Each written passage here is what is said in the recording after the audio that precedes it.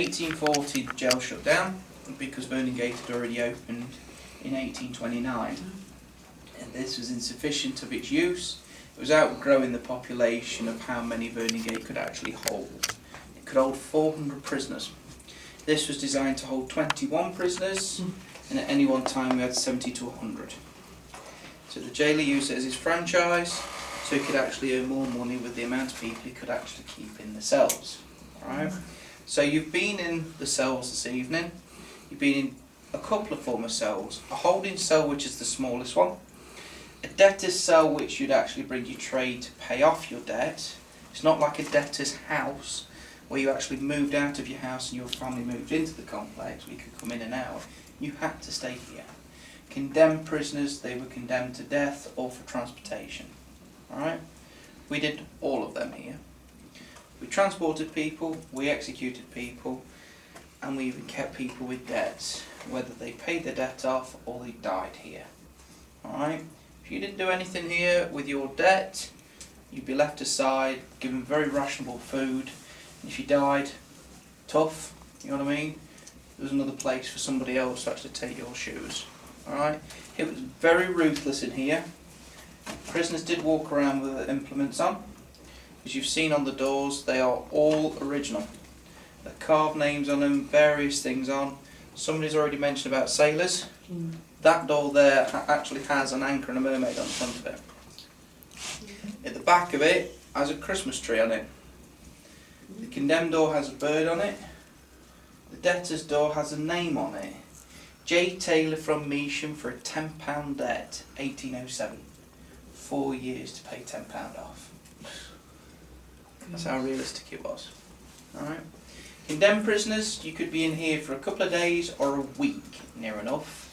All depending what the circumstance was. Hannah Haley, one of the females that we hung here, she was in here for 4 days before she was hung on the front of the building and then publicly dissected. Alright? That was all for the sentencing of scouring her bastard child. She gave birth to a baby and submerged it in a hot jug of water. Oh, God. Today we would class it as postnatal depression. There was no such thing then. Alright? We also had poisoners in here, 16-year-old girl, Hannah Bockin. She poisoned her cousin and watched her actually slowly die for a week. And she had the same treatment, hung and dissected. We had the 3 Padley martyrs in Derby. They were also hung, drawn and quartered because they were actually Catholics. What does that mean, quartered? You would Disemboweled. No, dissected is a completely different thing. With being disemboweled, they would actually be hung until consciousness had kicked in.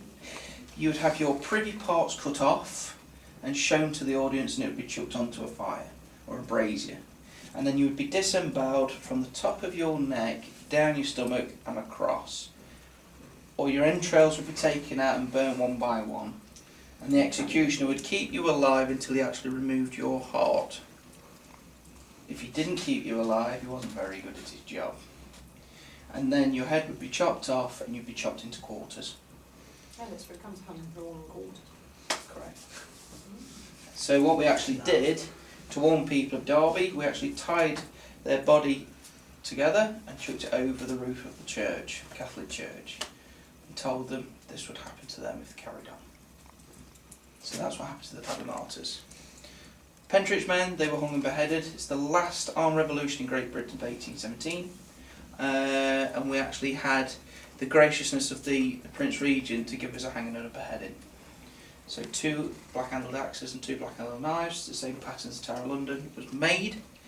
The block still exists today. It's in the Museum of Derby, and that's a copy of it. It's down at the bottom. So if you have a look down the corridor, you'll see what it looked like. Everybody thinks you knelt down to have your head chopped off. Yes, it's true, for dignitaries and royalty. Any common person like ourselves would be put onto that. It was also used as a disemboweling table as well. Alright? Sorry, I'm not quite with you. What, they put their head on a table? Yeah. All right. The table down the bottom, if you can have a look at it, it's a long black table like a door. Okay. With a piece on it. Yeah.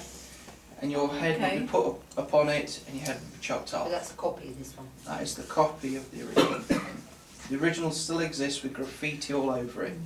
It's a tremendous bit of kit, really. It was only used once. Cato conspirators of 1820 were hung and surgically beheaded in London. So we have the claim of fame, really, to that. Also in here, when the jail was around, we also had 222 hanging offences that we could hang you for in this prison. Not just here, but all over the country. Anything from walking the streets with a sooty face, if you're a chimney sweep, you were stuffed.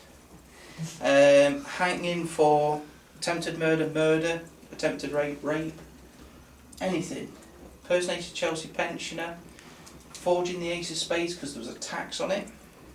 So there's 51 cards instead of 52. The list is endless, I can assure you. So in the end we put them in gibbet cages to warn people off. So it actually fell under the code of British law as the Bloody Code. If you type it into Google, not much comes up, it says Pirates of the Caribbean. Alright, it's something that we actually conducted in England. Alright. Has any of you got any questions? Sorry. Are the beds in the cells, they're not original, are they? Nope. There was no beds in 1756. The floor was your bed as well as the toilet. Would that include straw then? Straw to a degree, as long as it wasn't sloppy. The women in the prison, it was your duty, and should I say your right, as when the jailer turned around and told you to clear it out. So every 6 weeks you would clear it out, put it in a wheelbarrow and take it to the local allotments for a freshly barrowed lot of potatoes for the stew. So the soil, the stones and anything else would have gone in it. The wheelbarrow wasn't even washed out either. So if an extra lump went into the stew pot, nobody grumbled. Alright? Nothing to go around. The meat was so gristly it would stain your teeth for about 4 days. What meat it was, I don't know. But it could have gone off, it could have been alright, but I wouldn't have trusted it from the sounds of it. Alright, and the bread was so stale it would serve itself across the table. That's how bad prison service was. Alright? This prison allowed the prisoners to walk down the road to get their last rites given to them and to be brought back. So we ended up having a church built on the premises so they could actually have the last rites given.